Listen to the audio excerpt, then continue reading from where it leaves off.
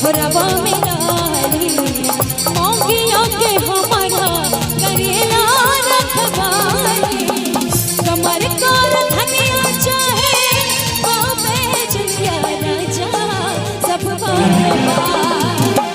कमर कर धनिया चाहे बाबे जलिया राजा सब तोहरे एक मुस्कान हमर सोरा श्रृंगार राजा सोरा श्रृंगार तोहरे एक मुस्कान हमर सोरा श्रृंगार राजा सोरा श्रृंगार।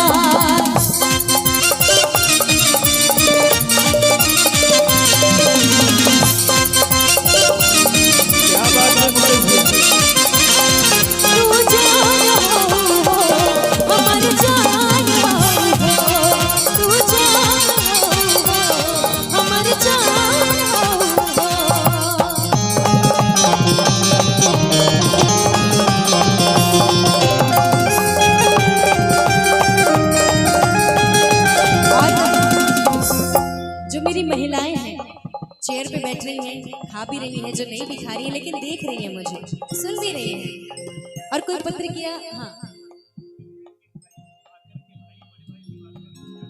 आदरणीय दूल्हे राजा जी के भाई दिवाकर यादव जी की तरफ से ये ढेर सारा प्यारा आशीर्वाद आया है।